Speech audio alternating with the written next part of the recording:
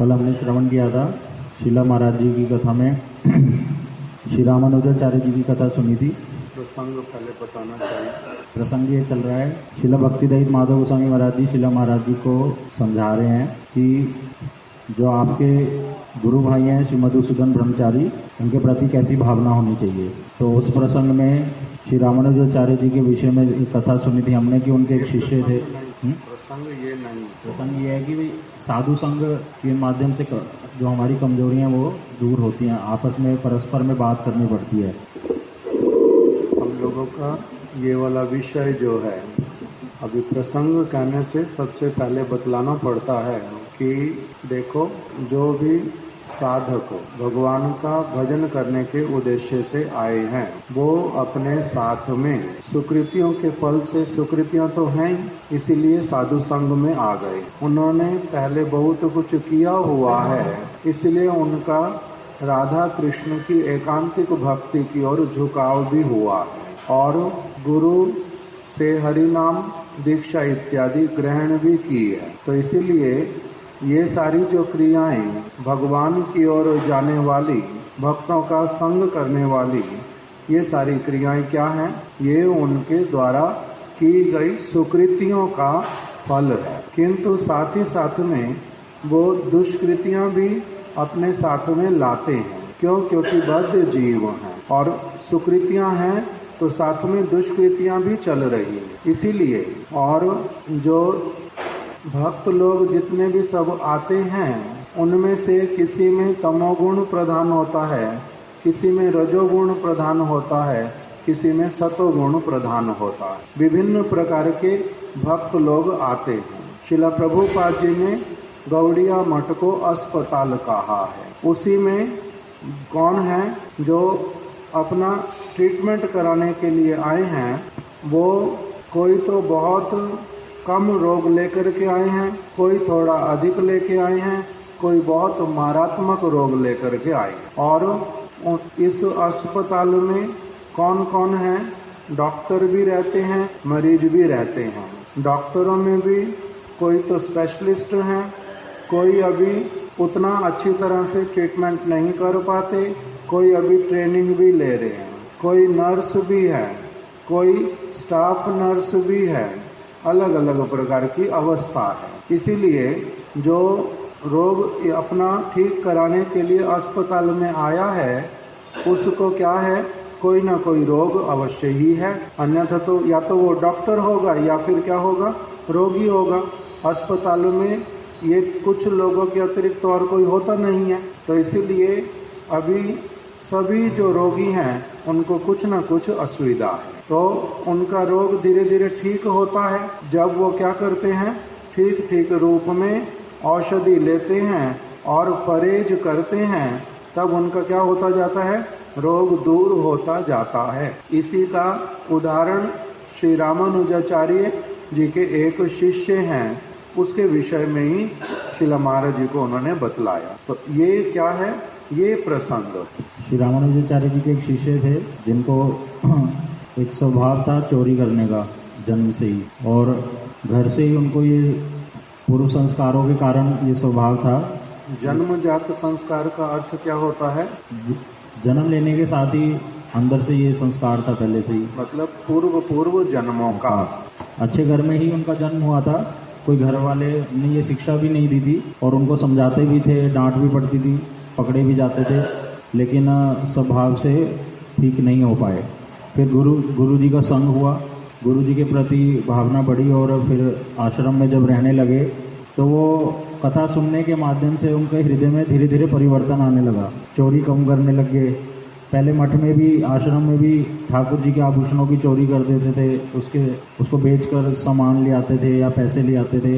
इसके विषय में हमने फिर सुना था 2 प्रकार के भगवान की दी वस्तु को जो चोरी करते, देवस्व अपहरण का दोष लगता है उसको। तो उसमें हमने कथा सुनी थी कि सुदामा जी की, कि भगवान कृष्ण और सुदामा, पूरा बताना।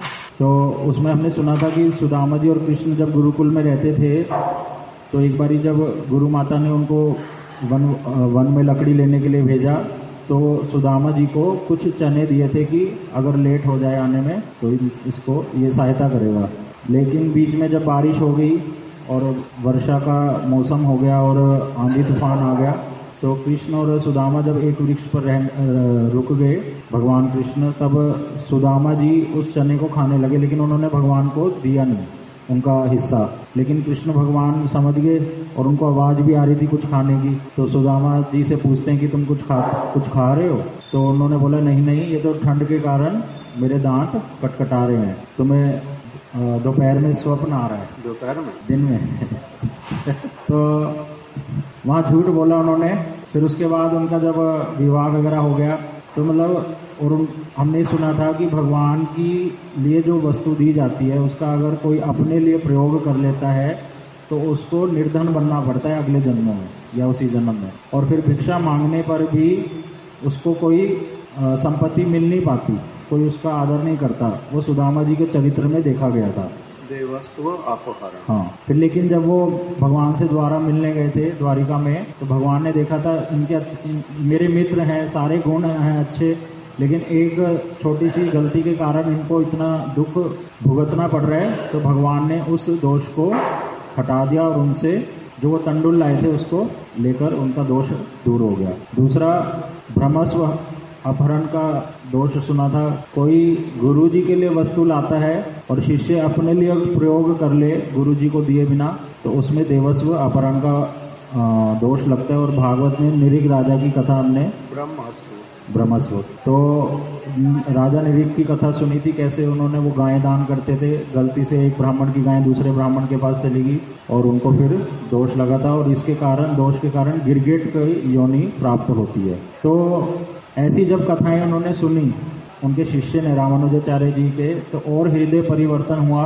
फिर वो अपने गुरुजी के निकट गए, उनके गुरुजी ने देखा कि अभी भी मठ में कुछ ना कुछ ऐसा होता है, कोई सामान, किसी ब्रह्मचारी का सामान दूसरे ब्रह्मचारी के निकट मिलता है या किसी का सामान इधर उधर मिलता है, क्योंकि उसका स्वभाव वो जान नहीं रहा है। कोशिश तो कर रहे हैं लेकिन कभी कभी वो बीच में स्वभाव एकदम से उठ जाता है। तो श्री रामानुजाचार्य जी ने उनको निकट बुलाया और उनको कहा कि आप प्रतिज्ञा करोगे तो सब कुछ हो सकता है। तब उनको गुरु कृपा से उनका धीरे धीरे फिर वो दोष चला गया, क्योंकि उनको प्रॉपर गाइडेंस मिली, किसी ने उनको गाइड किया तो उनका ये दोष जा पाया और प्रीतिपूर्वक गाइड। तो इसी विषय में शिला भक्ति दयित माधव गोस्वामी महाराज जी ने शिला महाराज जी को बोला कि श्री मधुसूदन ब्रह्मचारी कौन है, वो आपसे बड़े हैं, मठवास में भी बड़े हैं और शिक्षाओं में भी आपसे बड़े हैं। मतलब पहले महाराज जी से ही पूछा तो महाराज जी ने कहा कि मैं ठीक से उत्तर तो नहीं दे पाऊंगा, लेकिन हाँ उन्हीं के कारण उनकी कुछ अच्छी बातें सुनकर ही मैं मठ में आया हूँ, तो मुझे लगता है उनकी शिक्षा मेरे से ज्यादा है। तो आयु में भी बड़े हैं, मठवास में भी बड़े हैं, तो अगर आपको उनको कुछ समझाना है प्रीतिपूर्वक तो उसके लिए उनको 2 उदाहरणों के माध्यम से शिला भक्ति दयित माधव गोस्वामी महाराज जी ने समझाया, जो जिसमें से क्या समझाया, जिसमें पहला उदाहरण हमने सुना, क्या शब्द क्या है, क्या सिखा रहे हैं, समझा 2 उदाहरण किस चीज के दिए? चैतन्य चरितामृत। मर्यादा से संबंधित। हाँ, सम्मान से संबंधित। सम्मान नहीं होता मर्यादा। मर्यादा किसको कहते हैं? मर्यादा की कैसे व्यवहार करना होता है उसकी स्थिति के अनुसार, दूसरे व्यक्ति की स्थिति के अनुसार, उसके लेवल के अनुसार एटिकेट जो साधारण समाज में भी पालन किए जाते हैं। एटिकेट का मतलब क्या हुआ? मर्यादा। एटिकेट क्या है? कॉमन एटिकेट होते हैं, सिंपल एटिकेट होते हैं, उनको पालन करना उसका नाम होता है मर्यादा। आपसे बड़े हैं इसीलिए आपको अगर उनको कुछ बतलाना है तो किस प्रकार की भाषा होनी चाहिए, हृदय में कैसे वाला विचार होना चाहिए, ये सारी वस्तु को एक साथ में समझाने का नाम क्या बोल रहे हैं? मर्यादा का पालन करना। इसके लिए 2 उदाहरण दिए और पहले पूछा भी कि आपसे बड़े हैं आयु में, मठवास में बड़े हैं, कुछ जो पारमार्थिक शिक्षा है उसमें बड़े हैं, तो उसके कारण क्या करना पड़ेगा? उनको उनकी भूल दिखलाने के लिए, बतलाने के लिए जो शिष्टाचार, जो वास्तविक रूप में एटिकेट, वो पालन करोगे तब अच्छा होगा। इसीलिए मर्यादा से संबंधित 2 जो कथाएं वो शिला माधव गोस्वामी महाराज जी ने हमारे महाराज जी को बतलाई, सुनाई। तो शिला भक्तिदत्त माधव गोस्वामी महाराज जी ने शिला महाराज जी को मर्यादा से संबंधित 2 कथाएं सुनाई, जिसमें से हमने एक कथा सुनी थी श्री ब्रह्मानंद भारती और महाप्रभु के विषय में। श्री ब्रह्मानंद भारती जी हैं कौन? वे महाप्रभु के गुरु वर्ग हैं, श्री ईश्वरपुरी पाद जी के गुरु भ्राता। अब एक समय श्री ब्रह्मानंदपुरी जी जगन्नाथपुरी में ब्रह्मानंद भारती श्री जगन्नाथपुरी में आते हैं और श्री महाप्रभु का दर्शन करने की इच्छा होती है उनके हृदय में। तो सबसे पहले वो श्री गोविंद सेवक से मिलते हैं और उनसे कहते हैं कि मेरे को श्री चैतन्य महाप्रभु का दर्शन करना है। तब श्री गोविंद जी कहते हैं, मुकुंद प्रभु देखना पेंट किस तरफ हो रहा है, इस तरफ ना उस तरफ, जो स्प्रे वाला पीछे हो। तो श्री गोविंद सेवक जी ने कहा, उस समय महाप्रभु के निकट कुछ भक्त बैठे हुए थे। तो गोविंद सेवक जी ने बोला कि मैं महाप्रभु से पूछकर आता हूँ। और फिर जब गोविंद सेवक ने महाप्रभु को ये बताया कि श्री ब्रह्मानंद भारती जी आए हैं, वो आपका दर्शन करना चाहते हैं, तो ये बात सुनने मात्र से महाप्रभु अपने आसन से खड़े हो गए कि तुम कैसी बात करते हो, वो हमारे गुरु वर्ग हैं, मेरे गुरु वर्ग हैं, वो मेरा दर्शन करने आएंगे, बल्कि मैं उनको दर्शन करने जाऊंगा और अपने साथ अंदर लेकर आऊंगा। तब महाप्रभु गए सभी भक्तों के साथ जो वहां उपस्थित थे, और फिर जब पहुंचा तो महाप्रभु ने कहा श्री ब्रह्मानंद भारती जी कहाँ हैं? तो गोविंद सेवक ने कहा यही तो खड़े हैं सामने। गोविंद सेवक क्या होता है? गोविंद सेवक ने कहा उनके जो महाप्रभु के सेवक श्री गोविंद प्रभु ने, महाप्रभु के सेवक श्री गोविंद प्रभु ने कहा कि ये सामने ही तो खड़े हैं। तो तब महाप्रभु ने एक विचार दिखाया मर्यादा का कि क्योंकि उस समय श्री ब्रह्मानंद भारती जी ने ना मृग छाल पहन रखी थी और सन्यासी होने के कारण ऐसे वस्त्रों को तो धारण नहीं करते हैं पशु की किसी वैष्णव साधु। तब महाप्रभु ने बोला कहाँ हैं ब्रह्मानंद भारती जी? अगर ब्रह्मानंद भारती जी यहाँ हैं तो वो तो मृग छाल नहीं पहनेंगे, वो तो साक्षात श्री माधवेंद्रपुरी पाद जी के शिष्य हैं, उनके आचरण का पालन करते हैं, सारी शिक्षाओं को जानते हैं। तब श्री ब्रह्मानंदपुरी जी समझ गए, ब्रह्मानंद भारती, श्री ब्रह्मानंद भारती समझ गए और ब्रह्मानंदपुरी और ब्रह्मानंद भारती, श्री ब्रह्मानंद भारती जी बोल रहे हैं कि मतलब वो समझ गए हृदय में कि महाप्रभु क्या कहना चाहते हैं। तो इस बात को यहाँ पे दर्शाया कि महाप्रभु ने कैसे पोलाइटली ना, सिर्फ इतना नहीं, फिर क्या हुआ, उन्होंने वस्त्र चेंज कर लिए, धीरू प्रभु को दो, धीरू प्रभु को दो।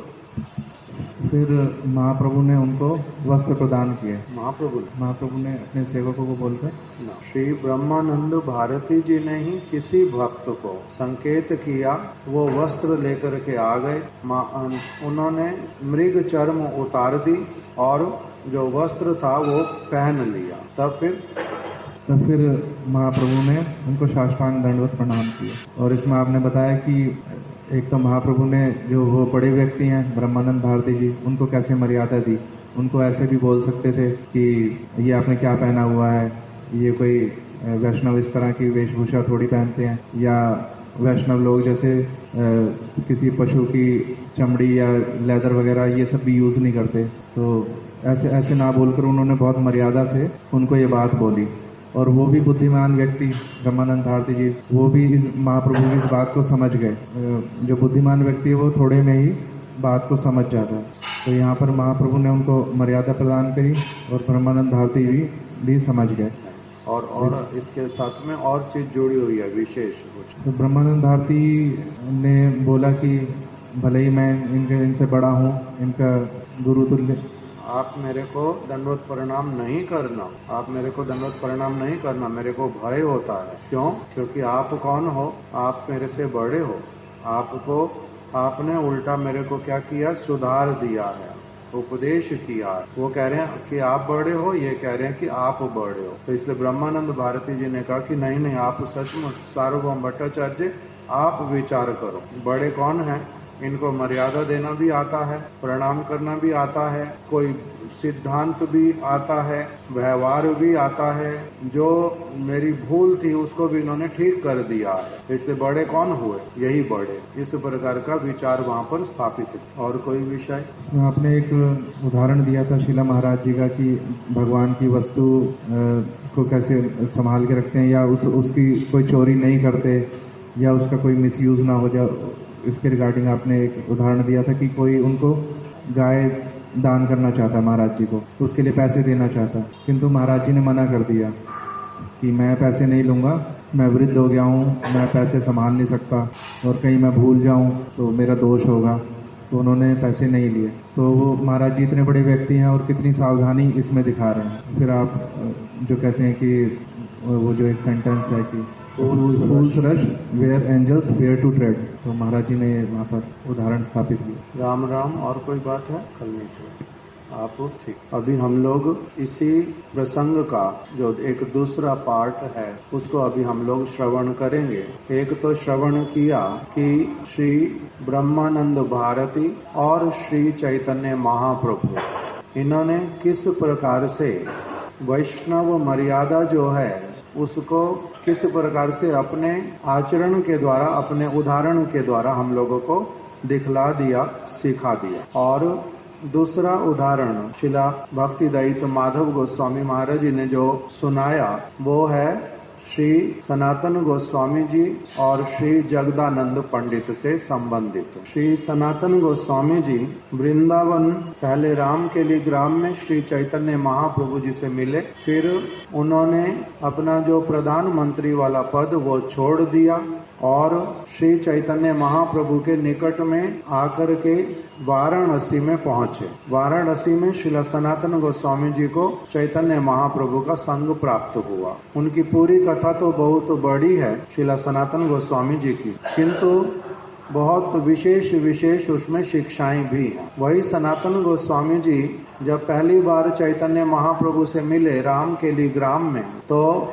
श्री चैतन्य महाप्रभु ने उनको दर्शन दिया, उन पर कृपा की, अपना संग प्रदान किया और महाप्रभु उस समय वृंदावन जा रहे थे, जगन्नाथपुरी से चले थे और पहुंचे थे चलते चलते मार्ग में रामकेली ग्राम में। आगे वृंदावन जाएंगे, किंतु एक के पश्चात एक अनेकों जो भक्त लोग हैं वो श्री चैतन्य महाप्रभु के साथ स्थान स्थान से उन्होंने चलना प्रारंभ कर दिया। तो जब महाप्रभु रामकेली ग्राम में पहुंचे थे तो बहुत अधिक लोग उनके साथ में थे, अनगिनत लोग साथ में थे। और वहाँ का जो राजा था हुसैन शाह बादशाह, उन्होंने सनातन गोस्वामी रूप गोस्वामी जी को पूछा था कि इतने सारे लोगों को एक साथ में लेकर के हमारे राज्य में किसी ने प्रवेश किया है, क्योंकि उस समय अलग अलग राज्य थे, आज की तरह नहीं था कि एक साथ में भारत हो पूरा।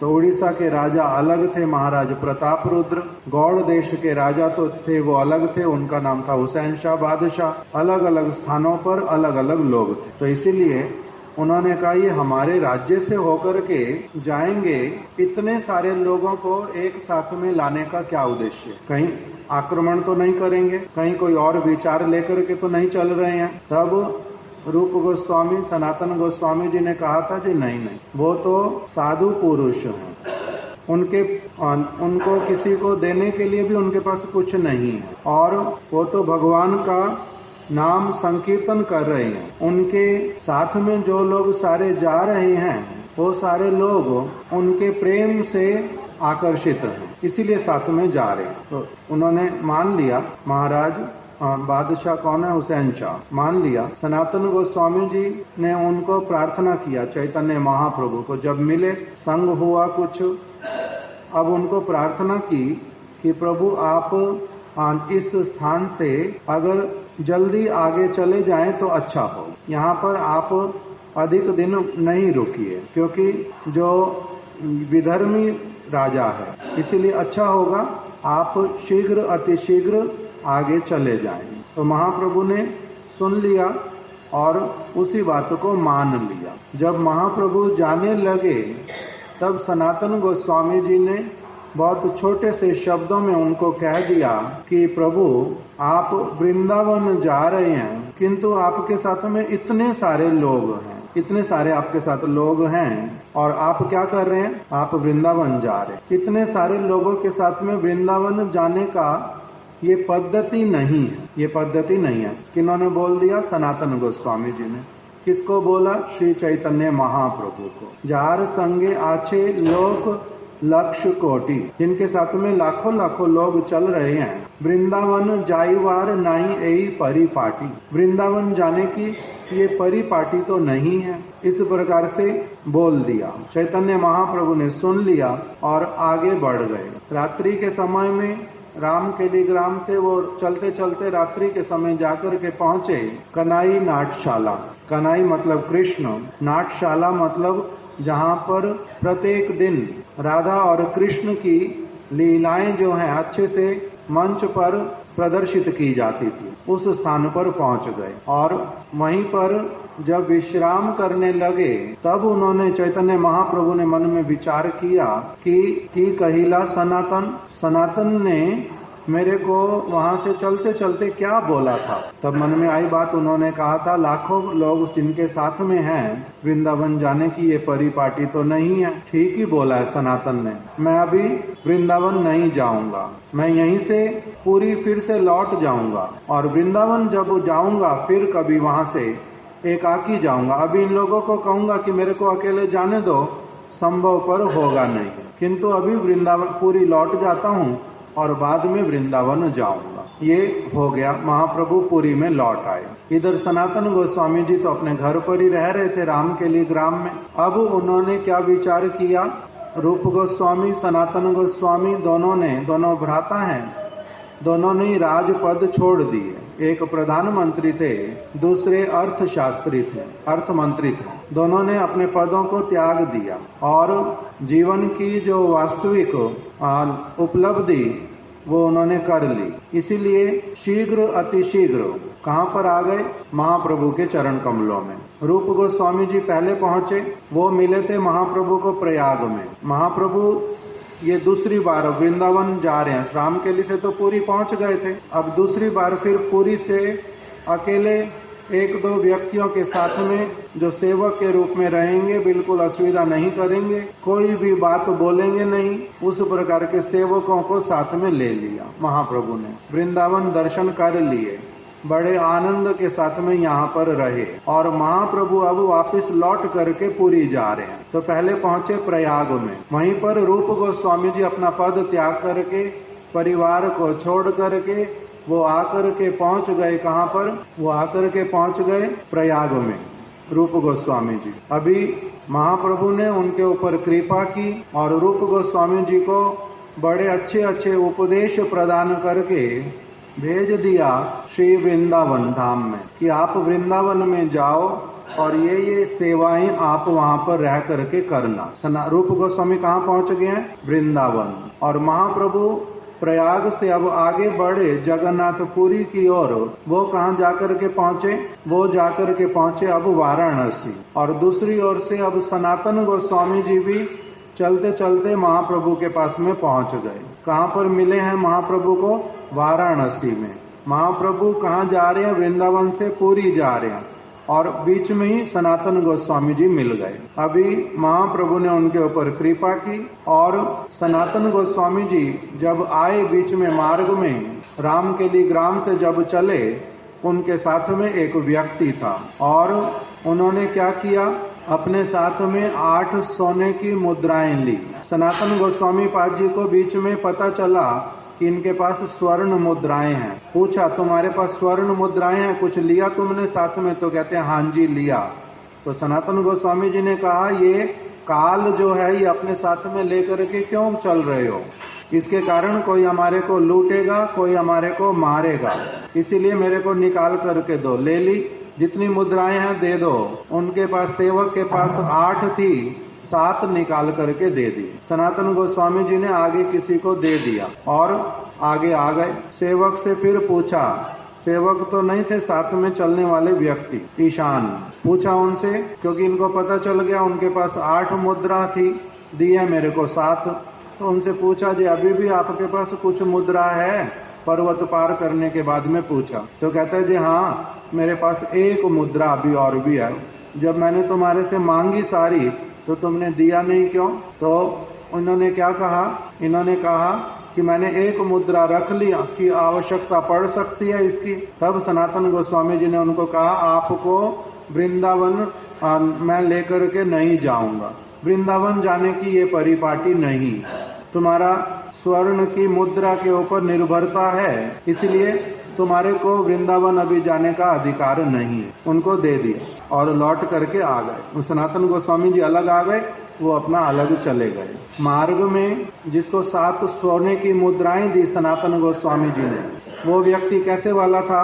वो व्यक्ति अच्छा व्यक्ति नहीं था। उसने विचार किया था सनातन गोस्वामी जी को और इनके साथ में आया ईशान जो है, इनको रात्रि में हम मार डालेंगे और इनसे स्वर्ण की मुद्राएं ले लेंगे। किंतु संध्या के समय से वो इनको बड़ी अच्छी तरह से, आप यहाँ पर रुको, यहाँ पर बैठो, देखो ये चीज खा लो, वो वाली चीज ला करके दूं आपको और क्या सुख सुविधा चाहिए मैं दे दूं, सारी चीजें बोल रहा था। तो सनातन गोस्वामी जी के लिए बताया कि वो कौन से पद पर थे? प्रधानमंत्री। इसलिए उनका जो बुद्धि था, इंटेलिजेंस था, बुद्धिमत्ता, वो थी बृहस्पति के समान।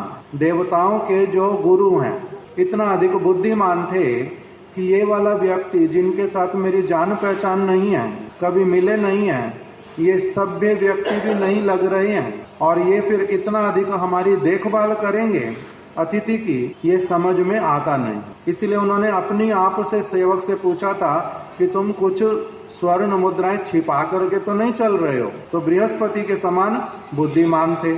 और पहले क्या बताया? प्रधानमंत्री थे। प्रधानमंत्री बनने के पीछे भी उनकी कथा है कि किस प्रकार से उनका बुद्धिमानी था। तो एक प्रधानमंत्री के पद पर थे, फिर वैराग्य कैसा? एक भी वस्तु साथ में लेकर के चलनी नहीं है। फिर चैतन्य जब रास्ते में अकेले जा रहे थे, उनको उनके बहनोई मिले थे, श्रीकांत, और उन्होंने जबरदस्ती करके इनको एक बहुत महंगा कंबल दे दिया था कि आगे जा रहे हो वृंदावन की तरफ, वहां पर ठंडा है, तो इसीलिए ये कंबल कम से कम आप ले लो। ले तो लिया। अब जब चैतन्य महाप्रभु से मिले वाराणसी में, तो चैतन्य महाप्रभु क्या करते हैं? इनके कंबल को केवल बार बार देखते हैं। कुछ भी मुख से चैतन्य महाप्रभु ने बोला नहीं, मुख से कुछ भी नहीं बोला। क्या देखा? केवल ये कंबल जो है उसके कंबल को बार बार देखते हैं। तो सनातन गोस्वामी जी ने अपने आप समझ लिया कि चैतन्य महाप्रभु को मेरा ये कंबल लेना, मैं घर छोड़ के आया, पद छोड़ करके आया, स्वर्ण मुद्राएं छोड़ करके आया, उनका भजन करने के लिए आया, तो इसलिए अब ये जो कंबल है ये मेरे कंधे पर अच्छा लगता नहीं है। यही चैतन्य महाप्रभु को अच्छा नहीं लगा। इसीलिए उन्होंने अपनी आप से ही गंगा के किनारे जाकर के किसी एक साधु को, जो अपना पुराना कंबल फटा पुराना धो करके सुखा रहा था, उसको प्रार्थना की मेरा ये वाला कंबल ले लो, अपने वाला दे दो तो बहुत अच्छा हो। उसने कहा कि आप देखने में अच्छे व्यक्ति, किंतु आप ऐसी बात कर रहे हो, सच में क्या ऐसे फटे पुराने कंबल को दे करके ले करके कोई अपना इतना अच्छा कंबल देगा? तो कहते मैं सच बोल रहा हूं, आप कृपा करके ले लो। उसको अच्छा वाला कंबल दे दिया, देखने में सुंदर और बहुत दामी, बहुत महंगा, वो उसको दे दिया और उनका पुराना कंबल जो है वो ले लिया। पुराना कंबल ले करके जब महाप्रभु के सामने पहुंचे, तब प्रभु ने बोला जी अब मेरे को आपको देखने में अच्छा लग रहा है। किस लिए? क्योंकि ऐसे तो आप क्या बने, अभी संसार को त्यागने वाले त्यागी बन गए हैं, तो संसार को त्याग करके आए हैं, आप त्यागी बने हैं और भिक्षा करके खाएंगे, क्योंकि अपने पास तो कुछ है नहीं आपके पास में, भिक्षा करके खाएंगे और भिक्षा करके खाओगे और फिर साथ में इतना अच्छा जो कंबल है वो लेकर के जाओगे, ये एक दूसरे के साथ में बात मैच नहीं करती, अच्छा नहीं लगता, शोभा नहीं होती। अभी जो आपने कंबल लिया है वही वैरागी व्यक्ति के लिए अच्छा है। प्रशंसा किया उनको, तो ये बात भी अपनी आप से समझ गए थे।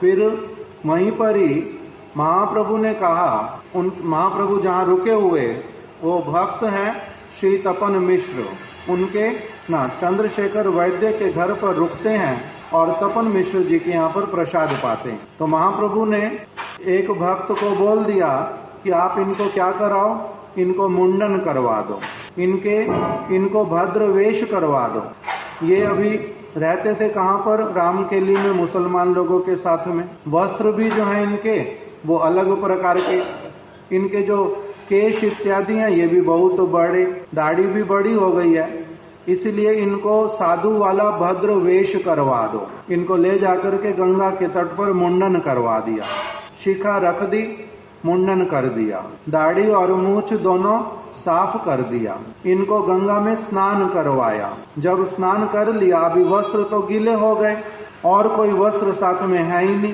तब फिर तपन मिश्र जी ने, ना कि चंद्रशेखर वैद्य जी ने इनको अपना वस्त्र दिया, नया वस्त्र, कि ये नई धोती है, नया उतरिया है, ये ले लो और आप इसको क्या करो, धारण कर लो। तो इन्होंने कहा नहीं, मैंने नहीं लेना, मुझे नहीं चाहिए। तब फिर जब भक्त ने बार बार बोला, तब इन्होंने कहा कि अगर आप सच में चाहते हैं कि मैं वस्त्र परिवर्तन कर लूं, तो आप कृपा कर दो कि अपना पुराना जो वस्त्र है, धोती इत्यादि, वो मेरे को दे दो। तो उनका पुराना वस्त्र लिया और वही वाला पहना, 2 टुकड़े कर लिए उसके, एक नीचे पहन लिया छोटा करके, एक ऊपर अपना वस्त्र ले लिया।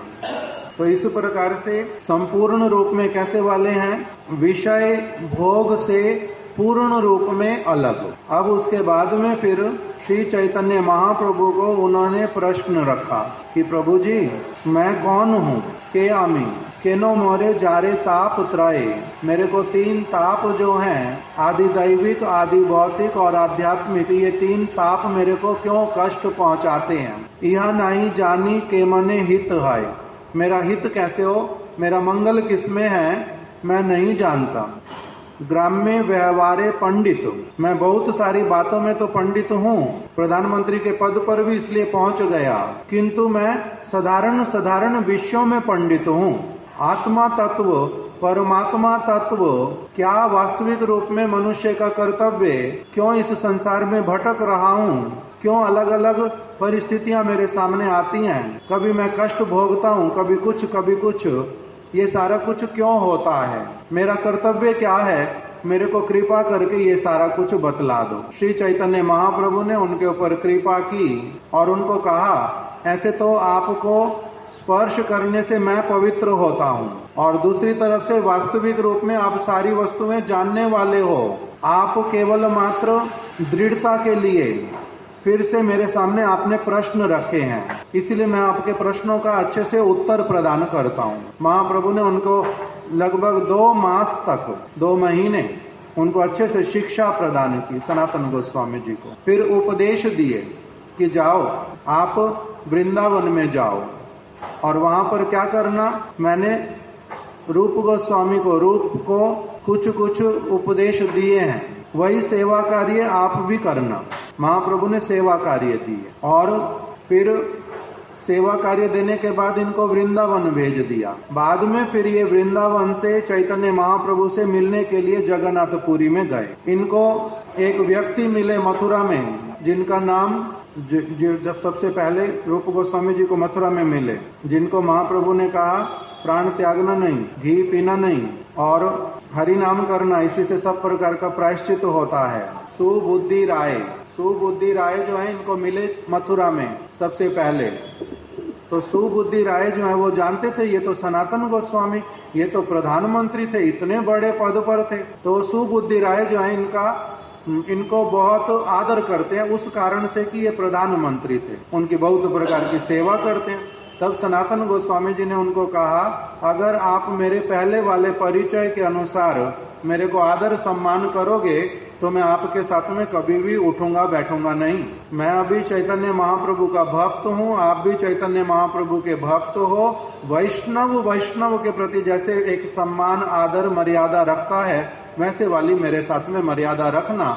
मेरे को पुराने मेरे आश्रम के अनुसार मेरे को मर्यादा देना नहीं, इस प्रकार की भावना रखने वाले। फिर वृंदावन में रहते हैं, वहां पर किस प्रकार का जीवन इन्होंने अपनाया, कोई घर नहीं बनाया, कोई स्थायी निवास नहीं है, और प्रत्येक दिन गिरिराज गोवर्धन की परिक्रमा करते हैं, जमुना जी में स्नान करते हैं, और पारसमणि इत्यादि जैसी वस्तु को केवल देखने से ही क्या माना, जे आज मैं अपवित्र हुआ। ये वस्तु जो संसार के अनुसार बहुत दामी, किंतु मेरे लिए कैसी है, अपवित्र।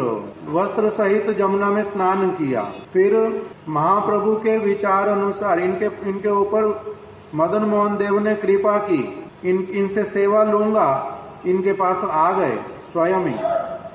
अत्यधिक सौभाग्यशाली श्रील सनातन गोस्वामी जी, और बहुत विशेष इनका भक्ति राज्य में एक स्थान है बहुत बड़ा। अब ये सनातन गोस्वामी जी कहाँ जाएंगे? जगन्नाथपुरी महाप्रभु के पास में कुछ समय रहेंगे। मार्ग कौन सा लेना है? जिससे चैतन्य महाप्रभु गए थे, झाड़ीखंड के वन से होते हुए गए। मार्ग में अलग अलग स्थान का जल पीते पीते इनके शरीर में क्या हो गया? कंडू रसा रोग, स्किन डिजीज आ गई।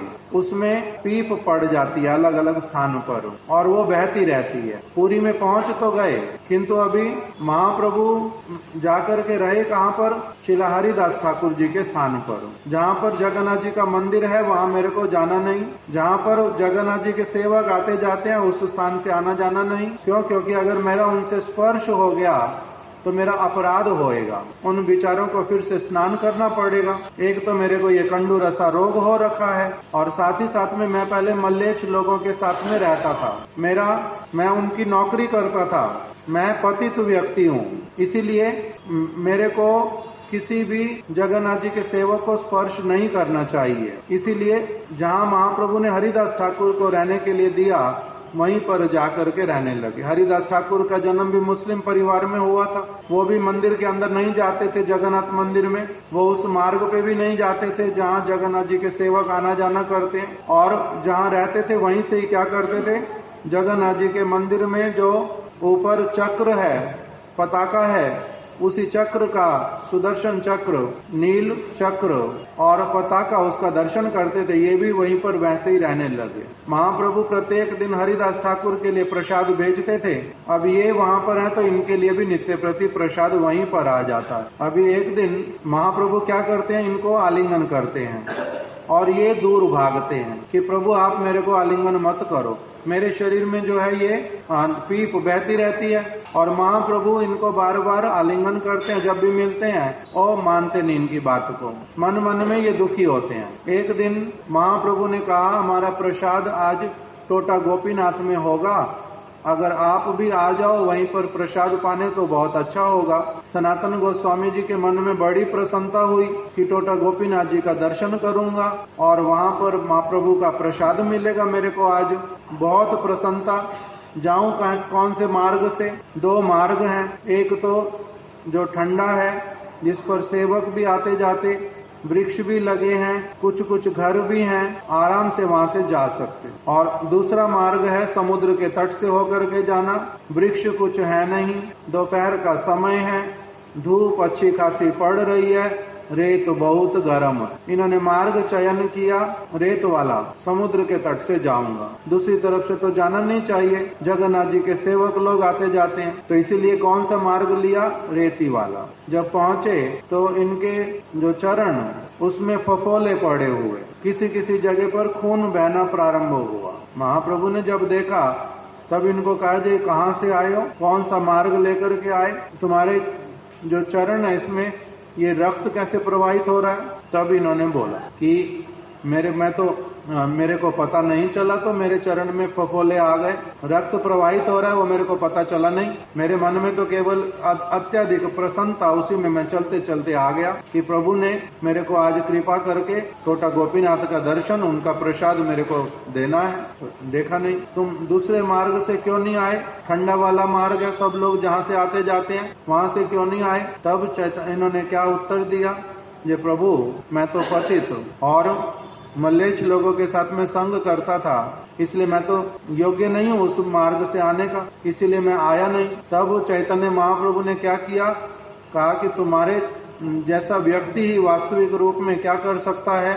आपके जैसा व्यक्ति ही जो है योग्य पात्र है, प्रामाणिक व्यक्ति है, शास्त्र के समस्त विचारों को मानने वाला है, मर्यादा का पूर्ण रूप में रक्षा करने वाला है। आपके जैसे व्यक्तियों से ये जगत धन्य है। इस प्रकार से उनकी प्रशंसा की। और तो जब महाप्रभु ने इनको बोला कि कौन से मार्ग से आए, तो इन्होंने कहा सिंह द्वारे जाइते मोर नाही अधिकार, उस तरफ से आने का तो मेरा योग्यता नहीं था, अधिकार नहीं था। सेवक गतागति करे नहीं अवसर, उस मार्ग पे तो सब समय जगन्नाथ जी के सेवक आते जाते रहते हैं। तार स्पर्श हईले सर्वनाश अभे मोर, मैंने अगर भूल से भी किसी को स्पर्श कर दिया अथवा किसी का स्पर्श मेरे से हो गया तो मेरा तो सर्वनाश होगा। महाप्रभु संतुष्ट हुए, तुष्ट हैया तारे किछु कही ते लागिला। महाप्रभु ने उनको संतुष्ट होकर जो बात बोली, यद्यपियो तुम्ही हो जगत पावन, यद्यपि आप कौन हो, जगत के लोगों को पवित्र करने वाले हो। तोमा स्पर्शे पवित्र है देव मुनिगण, तुम्हारे जैसा जो भक्त, इनको अगर देवता लोग भी स्पर्श करें, मुनिगण भी अगर स्पर्श करें, तोमा स्पर्शे पवित्र है देव मुनिगण। आपको स्पर्श करने से, आपका स्पर्श होने से देवता भी पवित्र हो जाएंगे, मुनिगण भी पवित्र हो जाएंगे, आप इतने पवित्र हो। तथापि भक्त स्वभाव मर्यादा रक्षण, तब भी भक्त का स्वभाव क्या होता है? भक्त का स्वभाव होता है मर्यादा रक्षण। वो सदैव मर्यादा का पालन करता है, मर्यादा की रक्षा करता है, मर्यादा की धज्जियां नहीं उड़ाता, वो पालन करता है मर्यादा का। तथापि भक्त स्वभाव मर्यादा रक्षण, भक्त मर्यादा का पालन करते हैं। मर्यादा पालन है साधु भूषण, मर्यादा का पालन करना जो है ये क्या है? साधु का भूषण है। साधु बने बहुत ही अच्छा, किंतु साधु को ऐसी मर्यादा पालन करनी चाहिए, नहीं करनी चाहिए। तो महाप्रभु कह रहे हैं कि ऐसे अगर नहीं भी करे तो कोई असुविधा नहीं, क्योंकि साधु अभी कैसे वाला हुआ? साधु होने से ही वो क्या हो गया? ब्राह्मण, क्षत्रिय, वैश्य, शूद्र, ब्रह्मचारी, गृहस्थ, वानप्रस्थ और सन्यास, इन सबसे श्रेष्ठ हो गया। कि अब वो किसी भी आश्रम का और किसी भी वर्ण का नहीं है, वो भगवान का है, इसलिए वो पवित्र है। इसलिए तो वो पवित्र है। इसीलिए कि मैं पहले मुसलमान था, मैं पहले मुसलमान लोगों के साथ में रहता था, इसलिए मेरी देह अपवित्र है। ये सब अब तुम्हारा वास्तविक रूप में नहीं है वैसे वाला। तुम तो क्या हो गए हो? तुम तो इस सब से बाहर निकल करके हो, ऊपर उठ गए हो। किंतु तब भी तथापि भक्त स्वभाव मर्यादा रक्षण, तब भी भक्त का स्वभाव कैसा होता है? वो मर्यादा का रक्षण करता है। मर्यादा पालन है साधु भूषण, मर्यादा का पालन करना ये साधु का भूषण है। आप पहले से साधु हो और उस पर भी फिर ऐसी वाली जो शास्त्रीय उपदेशावली, जिसको अगर आप पालन नहीं भी करोगे तो कोई दोष नहीं लगेगा, कुछ भी नहीं है, किंतु तब भी आप शास्त्र की समस्त वाणियों का पालन करते हो, यही आपका क्या है? ये तो भूषण बन गया आपका। आपके साधुत्व में और भी अधिक विशेषता को इसने जोड़ दिया। मर्यादा पालन है साधु भूषण, साधु का आभूषण है मर्यादा का पालन करना। वो तो मर्यादा का पालन करेगा। मर्यादा लंघने लोक करे उपहास, यहाँ लोक पर लोक दुई आए नाश। अगर कोई व्यक्ति साधु बन करके कहता है कि अब मैं मर्यादा पालन नहीं करूंगा, मेरे को मर्यादा पालन करने की आवश्यकता नहीं है, मैं तो बहुत बड़ा हो गया हूँ, यदि इस प्रकार का करता है तो उसका क्या होता है? ये संसार और परलोक दोनों उसके नाश होते हैं। इस संसार में उसका निंदा होता है, उसका वो जो कार्य कर रहा है वो दूसरों को खराब जो है संदेश देता है और दूसरे लोगों को दोष करने का, अपराध करने का, गलत मार्ग पे चलने का प्रेरणा देता है। इसीलिए ये संसार में भी इस प्रकार से आचरण करना अच्छा नहीं, और मर्यादा का पालन नहीं करने से परलोक में भी असुविधा होती है। मर्यादा राखिले तुष्ट है मोर मन, चैतन्य महाप्रभु कह रहे हैं कि कोई भी व्यक्ति यदि मर्यादा का पालन करता है, मर्यादा हमने पहले सुना किसको कहते हैं? एटिकेट, प्रॉपर एटिकेट, ठीक शिष्टाचार, सज्जन व्यक्ति का आचरण, अच्छी वाली शिक्षा का पालन, इसको कहते हैं शिष्टाचार। मर्यादा, एटिकेट, मर्यादा राखिले तुष्ट है मोर मन। अगर कोई व्यक्ति मर्यादा का पालन करता है तो चैतन्य महाप्रभु कह रहे हैं इसके द्वारा क्या होता है? मेरा हृदय बड़ा संतुष्ट होता है, मेरा हृदय बड़ा संतुष्ट होता है जो मर्यादा का पालन करता है, उसके व्यवहार को देख करके। मर्यादा राखिले तुष्ट है मोर मन, तुम्ही ऐसे ना करिले करे कौन जन। आपके जैसे महाविद्वान बृहस्पति के समान जिनका बुद्धिमत्ता है, मर्यादा राखिले तुष्ट है मोर मन। महाप्रभु ने क्या बोल दिया कि अगर जो व्यक्ति मर्यादा का पालन करता है, तुष्ट है मोर मन, उसके इस आचरण से मेरा मन उसके प्रति बड़ा संतुष्ट होता है, मैं उसके प्रति कृपा करता हूँ, मैं उसको बहुत पसंद करता हूँ। तुष्ट है मोर मन, तुम्ही ऐसे ना करिले करे कौन जन। और आपके जैसा इतना अधिक प्रभावशाली, प्रतिभाशाली, योग्य व्यक्ति अगर आपके जैसा व्यक्ति नहीं करेगा तो कौन करेगा? छोटा मोटा व्यक्ति इस प्रकार का आचरण कर नहीं सकता, वो मर्यादा को नहीं समझ पाता, मर्यादा का रक्षा नहीं कर पाता। मर्यादा का रक्षण वास्तविक रूप में कौन कर पाता है? जो बहुत अधिक उच्च स्तर पर होता है, अच्छे स्तर पर होता है, जिसकी शिक्षा बहुत अच्छी हुई है, वो वास्तविक रूप में मर्यादा जानता है और मर्यादा का पालन करना जानता है, मर्यादा का पालन करना जानता है। नहीं तो जिनका शिक्षा अच्छा होता नहीं, वो क्या मर्यादा का पालन करेंगे? वो अपने माता जी को चिल्लाने के लिए में पीछे छूटता नहीं, पिताजी के ऊपर रुष्ट होने में छूटता नहीं, कब किसके साथ क्या बोलना, क्या नहीं बोलना, कैसे व्यवहार करना, कैसे नहीं करना, अध्यापक के साथ में उनके विषय में क्या भावना रखनी, किसी ने सहायता किया उनके प्रति कैसा कृतज्ञता होना चाहिए, इन सारे विषयों को दुर्जन व्यक्ति नहीं समझ सकता, कम बुद्धिमान नहीं समझ सकता, जिसके ऊपर भगवान का बहुत विशेष कृपा होता है, जिनको साधु पुरुष लोग विशेष रूप में कुछ शिक्षा प्रदान करते हैं, वो फिर क्या कर पाते हैं? मर्यादा का भली प्रकार से पालन। तो इसलिए कह रहे हैं कि तुम ही ऐसे ना करिले, करे कौन जन? आपके जैसा व्यक्ति जिनको क्या हो गया, मेरा संग प्राप्त हुआ, जिनके प्रति मैं बड़ा प्रसन्न हुआ, जिनका संसार के विषय में, भगवान के विषय में इतना ठीक ठीक जानकारी, जिनके ऊपर जो मेरे को भी उपदेश करने वाले, अच्छी बात बतलाने वाले शास्त्र की, कि ये वृंदावन जाने की ऐसे परिपाटी नहीं है, इतना अधिक श्रेष्ठ आप जैसा व्यक्ति अगर मर्यादा पालन नहीं करेगा तो और कौन कर पाएगा? और तो कोई कर भी नहीं पाता। इस प्रकार से जिनके प्रति महाप्रभु बड़े प्रसन्न हुए, वो सनातन गोस्वामी, इन्होंने मन में विचार किया कि मेरे शरीर में ये क्या है? कंडू रसा रोग। और प्रभु जो है बार बार मेरे को क्या करते हैं? आलिंगन करते हैं। आया था दो कारणों से, चैतन्य महाप्रभु के साथ अच्छी तरह से बैठूंगा, उनका सेवा करूंगा, उनका उपदेश ग्रहण करूंगा, संग करूंगा, अपने आप को कृतार्थ करूंगा, ये तो मैं कर नहीं पा रहा। दूसरा, जगन्नाथ जी का दर्शन करूंगा, ये भी मैं कर नहीं पा रहा। प्रभु को कहते हैं आप आलिंगन मत करो, प्रभु बार बार अलग बात बोलते हैं, जोर करके आलिंगन करते हैं, पीछे चले जाते हैं, इनके ये पीछे जाते हैं, वो और पीछे चले जाते हैं, वो पीछे जाते हैं, और जाके दौड़ करके उनको पकड़ लेते हैं चैतन्य महाप्रभु। अभी ये कहते हैं प्रभु आप ऐसा क्यों करते हो? तो कहते हैं कि देखो मैं तो सन्यासी हूं ना, मैं सन्यासी हूं, मेरे लिए क्या है? किसी के शरीर में रोग हुआ, किसी के शरीर में रोग नहीं हुआ, जिसका रोग हुआ उससे दूरी बनाऊंगा, जिसका रोग नहीं हुआ उसके साथ में बैठूंगा, इससे तो मेरा सन्यास धर्म नष्ट हो जाएगा, मेरे को तो ऐसे वाला करना निषेध है, इसीलिए तुम्हारे को आलिंगन करता हूं। ऐसे आलिंगन करते हैं। कभी कहते हैं कि भक्त तुम हो, अगर तुम्हारा आलिंगन नहीं करूंगा पवित्र मैं कैसे होऊंगा? अपने आप को पवित्र करने के लिए तुम्हारे को स्पर्श करता हूं। कभी कुछ कहते हैं, कभी कुछ कहते हैं। कभी कहते हैं कि माँ जो है वो अपने बच्चे का मल मूत्र जब वो करता है, क्या उससे घृणा करती है?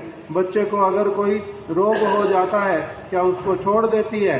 वैसे कह के अलग अलग प्रकार से उनको बार बार आलिंगन करते हैं। तो ये मन मन में क्या होते हैं? दुखी होते हैं कि आया था सेवा करने, वो कर नहीं पा रहा, तो इसलिए मेरे को क्या करना चाहिए? मन मन में विचार किया कि जगन्नाथ जी का दर्शन भी हो जाएगा रथ में, रथ यात्रा आने वाली है कुछ दिनों में, जगन्नाथ जी का रथ यात्रा में दर्शन करूंगा और फिर रथ के पहिए के नीचे आकर के अपना शरीर त्याग दूंगा। महाप्रभु संकीर्तन कर रहे होंगे, संकीर्तन सुनता रहूंगा, महाप्रभु को देखूंगा, जगन्नाथ जी के रथ के पहिए के नीचे अपने प्राण त्याग दूंगा, ऐसे वाला विचार किया। तो चैतन्य महाप्रभु ने इनको बुला करके क्या कहा? बुला करके तो नहीं, जब महाप्रभु आए हरिदास ठाकुर जी के स्थान पर, हरिदास ठाकुर ने प्रणाम किया, इन्होंने भी प्रणाम किया। महाप्रभु ने हरिदास ठाकुर को बोला कि मेरे को एक बात बताओ तो, कि अगर मैंने अपनी संपत्ति किसी के पास में रखी है और उस व्यक्ति ने क्या किया, उस संपत्ति को उसमें से कुछ ले लिया और अपने लिए व्यवहार कर लिया, उस संपत्ति को लेकर के उसने किसी और को दे दिया अथवा मेरी संपत्ति को नष्ट कर दिया, क्या ये अच्छा होगा? हरिदास ठाकुर से महाप्रभु ने प्रश्न पूछा कि अगर मैंने अपनी संपत्ति किसी के पास में रखी संभाल करके कि ये मेरी संपत्ति है, आप संभाल के रख लो, मेरी अमानत है, आप इसकी रक्षा करना। और उसने ले लिया अपने सिर के ऊपर कि हाँ मैं इस चीज की रक्षा करूंगा। तो उसने अगर उसकी संपत्ति को नष्ट किया, किसी और को बांट दिया, कुछ भी किया, तो अच्छी बात ना खराब बात हो। तो हरिदास ठाकुर ने कहा ये तो खराब बात हो। जिसकी संपत्ति है, जिसकी अमानत है, उसको ठीक से रखना चाहिए, उसकी देखभाल करनी चाहिए, वो नष्ट ना हो जाए, उसका ध्यान रखना चाहिए। तो महाप्रभु ने कहा देखो ये सनातन, इन्होंने मेरे को अपने आप को इन्होंने समर्पित किया था अपने आप को। इन्होंने कहा था हे चैतन्य महाप्रभु, मेरी देह, मेरा मन, मेरी आत्मा, मेरा सारा कुछ मैं आपको समर्पित करता हूँ। इन्होंने समर्पित किया था और मैंने क्या किया था, इनकी सारी चीज को स्वीकार कर लिया था। तो वो संपत्ति किसकी हुई? फिर मेरी हो गई। इनका शरीर अब मेरा है, इनका मन मेरा है, ये जो वाणी है इनकी वो भी मेरी है, अर्थात मेरे लिए वही वाणी का उपयोग करेंगे और किसी चीज के लिए वाणी उपयोग नहीं करेंगे। तो इनको सारा कुछ मेरा है, इन्होंने दे दिया था। और मैंने इनको क्या कहा था कि आप इसको क्या करो, इस प्रकार से सेवा में लगाओ। और अभी ये क्या सोच रहे हैं अपनी आप से कि उसी शरीर को मेरे से बिना पूछे, मेरी वस्तु जो इन्होंने समर्पित कर दी थी, मैंने स्वीकार की थी, इनको सेवा करने के लिए कहा था, और ये अब क्या कर रहे हैं, अपनी बीच में स्वतंत्रता कर रहे हैं और मेरी संपत्ति को रथ के नीचे ये क्या करेंगे, नष्ट कर देंगे। मेरी ये देह अब इनकी थोड़ा ना है, ये देह किसकी है? ये देह तो मेरी है, इसके द्वारा मैं बहुत सारे काम करवाऊंगा। और ये क्या कर रहे हैं, उस देह को ये नष्ट करने जा रहे हैं। क्या ये उचित हुआ है? जब तब सनातन गोस्वामी ने समझ लिया कि प्रभु मेरे को रथ के पहिए के नीचे देह त्यागने के लिए निषेध कर रहे हैं। फिर महाप्रभु ने बोला ऊपर से कि अगर ऐसे देह त्याग करने से अगर सबसे श्रेष्ठ मंगल होता, ऐसे देह त्याग कर देने से अगर भगवान की सेवा मिलती होती तो मैं बहुत बार देह त्याग करता। आपने ऐसा विचार किस लिए किया?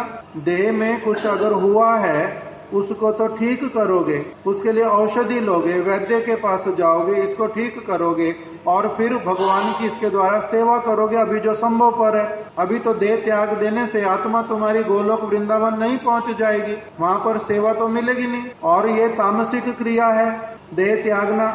जब तक भगवान की इच्छा तब तक देह रहेगी, उसमें तो आप अपनी आप से उसके लिए कुछ करने जाओगे तो ये तो तामसिक क्रिया।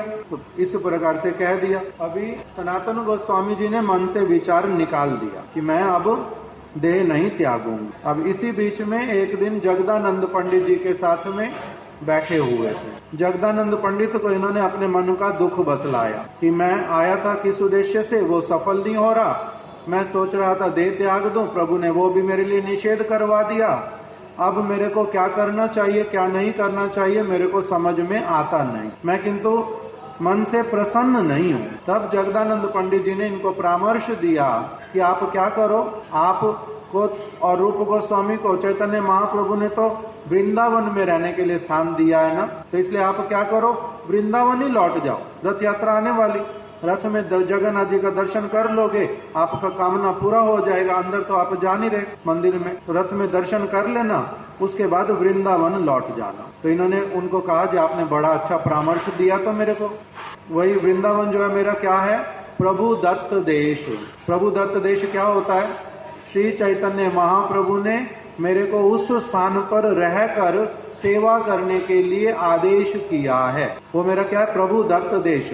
प्रभु मतलब महाप्रभु, प्रभु दत्त मतलब देने दिया, स्थान प्रभु दत्त स्थान दिया। कौन सा स्थान? वृंदावन, पूरा ब्रज मंडल जो है वहीं पर वास करना, वो तुम्हारा स्थान है। ऐसे नहीं दिया इस स्थान पर ये मैं तुम्हें खरीद के जगह दे देता हूं, वहां पर रहना, ऐसे तो दिया नहीं। प्रभु दत्त देश, उनके द्वारा दिया गया स्थान। इसी को ही हमारे गुरु वर्ग जो है बार बार व्याख्या करते हैं। प्रभु दत्त देश का मतलब होता है कि गुरु पाद पद्म ने जिस भी स्थान पर सेवा करने के उद्देश्य से आपको भेजा है, जहां पर भी रहने के लिए कहा है, वही आपका प्रभु दत्त देश है। और वहीं पर ही सेवा प्रदान करने से आपके प्रति आपके गुरु पाद पद्म और चैतन्य महाप्रभु पूर्ण रूप में प्रसन्न होंगे। इसलिए प्रभु दत्त देश पर ही क्या करना चाहिए, रह करके सेवा कार्य सुष्ठु रूप में करना चाहिए। तो सनातन गोस्वामी जी ने कहा बड़ी अच्छी बात, वो तो वही सच बात है। मेरा क्या है, प्रभु दत्त देश मेरे लिए वृंदावन है, मैं वृंदावन चला जाऊंगा। और महाप्रभु बार बार मेरे को स्पर्श करें, मेरे को अच्छा लगता नहीं, मेरा अपराध मेरे को लगता है, तो ये अपराध भी मेरा नहीं होगा, मैं यही करूं। अभी यही बात जब उन्होंने चैतन्य महाप्रभु को बतलाई, तब चैतन्य महाप्रभु ने, जगदानंद पंडित ने कैसे परामर्श दे दिया। मैंने पूछा था उनसे, वार्तालाप कर रहा था, वार्तालाप करते करते उन्होंने परामर्श दिया।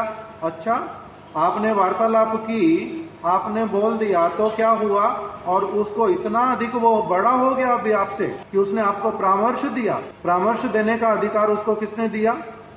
आपने वार्तालाप करते करते अगर उसको अधिकार दिया भी, उसने ये अधिकार ले लिया।